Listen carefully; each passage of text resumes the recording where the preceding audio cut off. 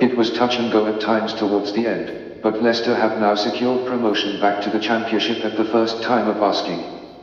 The Foxes, who won the Premier League against the odds in 2015-16, had been relegated under Dean Smith on the final day of the 2022-23 season, bringing their 9-season spell back in the top flight to a close.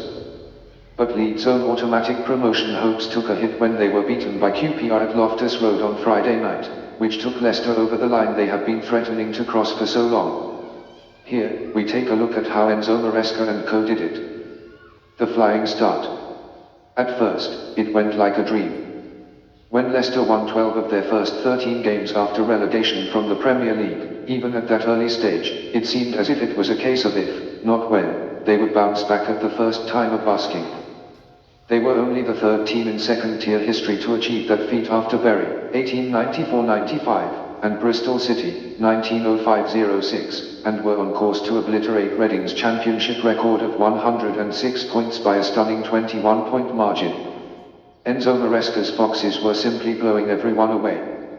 Even reigning champions Burnley had only collected 22 points from their first 13 on the way to the title last term. It was, perhaps, surprising in some ways, given the standard of players that had moved on in the summer, with the headline departures of James Maddison, Harvey Barnes and Yuri Tillmans compounding a painful drop from the top flight. The signing of former England internationals Conor Cody and Harry Winks was sensible, and on another level for a championship club, yet there had still been question marks over the club's decision to recruit younger, largely untested players. Of course, those were quickly put to bed. A 2-1 win at QPR on October 28 put Leicester 5 points clear of second-placed Ipswich and a remarkable 14 clear of Leeds in third. We have just one problem: we are still in October. I would like to still be in the same position in February, March and April, said Maresca after the final whistle. He was right to be cautious, as his side won only one of the next 4. Even so, they bounced back with 7 wins in the next 8 games up to and including New Year's Day, a run that extended the seemingly unassailable lead to 10 points.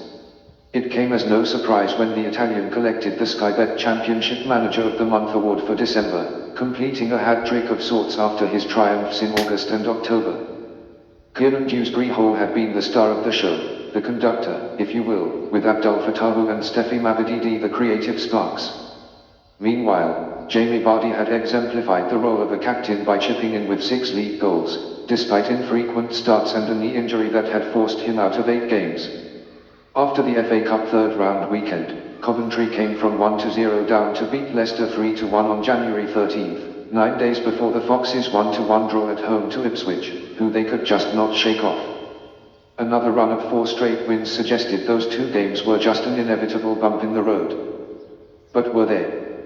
What would a good story be without a twist? And then the dip. So, to say the last 2 months have been troublesome would be quite the understatement. Leicester were still 9 points clear of Leeds on February 17, even after a 2-1 loss to Middlesbrough. But that gap narrowed to 6 after a damaging 3-1 defeat to Leeds, in a game where they'd taken the lead, and became just 3 when they lost 2-1 to QPR. More concerningly, there were now only 8 points between them, Ipswich, Leeds and Southampton.